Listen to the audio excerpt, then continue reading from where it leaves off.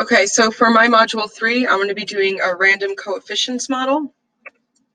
Now the data that I used for this module just comes from my lab. It's a population of middle school students. I'm going to be looking at social anxiety as my outcome, time as my categorical predictor, and quality of best friendship as my second predictor. One of the most important things about this data is that it's normal. It fits most of the assumptions except for independence. So because that social anxiety and friendship quality, they're all captured over time, the measures themselves are not independent. And so time is actually a nesting variable. Now, again, as I said, time is going to be my categorical predictor that I'm going to use throughout the models, but for the purposes of the module, I'm going to discuss if and how I would include friendship quality as a categorical predictor itself. So, of course, I could dummy code friendship quality into zeros and ones and just kind of do a median split for good friendship quality and bad friendship quality.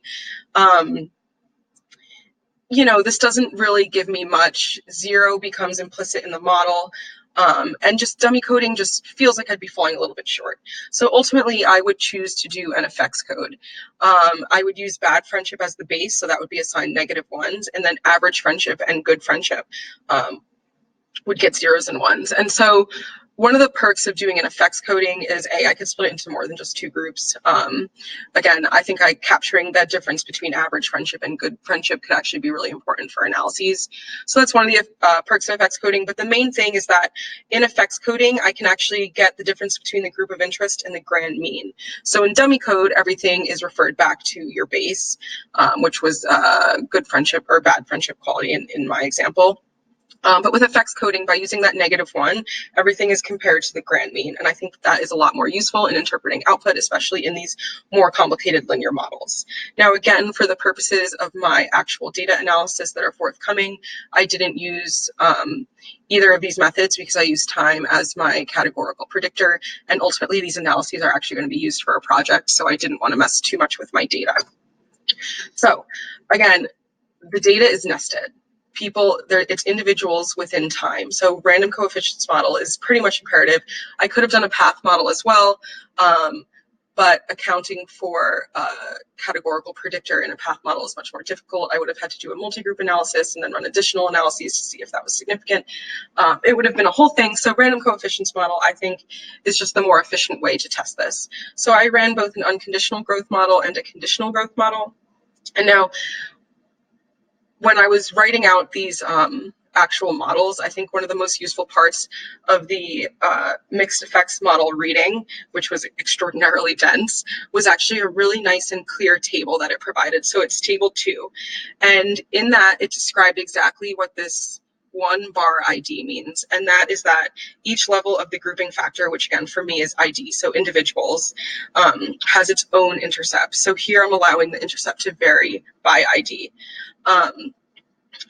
So for this unconditional growth model, it was just social anxiety predicted by time plus one bar ID. And so if you look at the variances of my random effects, which is just the ID and the residual, I actually use that to calculate an interclass correlation. And so my interclass correlation coefficient for this unconditional growth model was 0.3982. So 39.82% of the variance in social anxiety is just attributable to individual differences.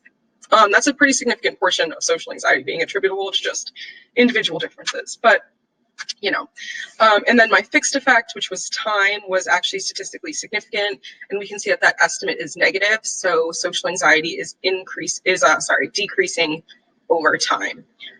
Great. So then moving on to the conditional growth model, this is where I also incorporated friendship quality because I expected that friendship quality would have some sort of effect on social anxiety. People with really crappy friendships might be more prone to social anxiety. So again, referring back to the table 2 in the optional reading, that one by ID, I'm still letting the intercept vary by participant. And so again, I included friendship quality as well as a fixed effect in this model.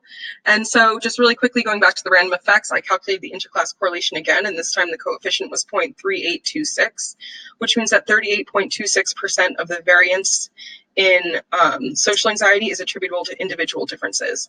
So this is actually a slightly smaller interclass correlation, and that just could be a function of the fact that I included friendship quality in this. So more of the variance is being attributed to by other factors. So then if we go down to the fixed effects, fortunately, time is still a significant predictor. The intercept is still significantly different than 0, but unfortunately, friendship quality just isn't significant in this model. It looks like friendship quality isn't affecting how social anxiety changes over time. So this is ultimately the random coefficients models. Again, this model allows for non-independence because of nesting, and that is why I chose to use this model. So just for comparison's sake, I did run a general linear model where I just ran a multiple regression by time and friendship quality. You can see in this model that the intercept is significantly different from 0, but nothing else is significant.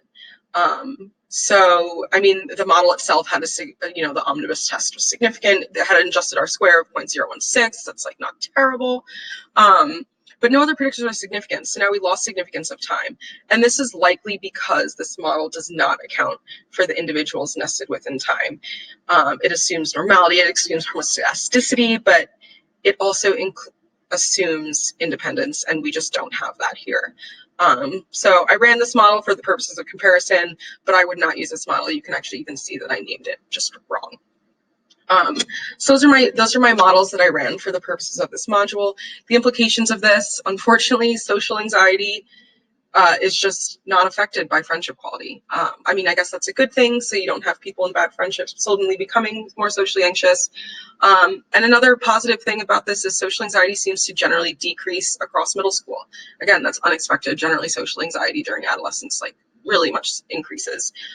This used 100 participants. This was a pretty decent sample size too, so I don't think that there's any power issues going on here.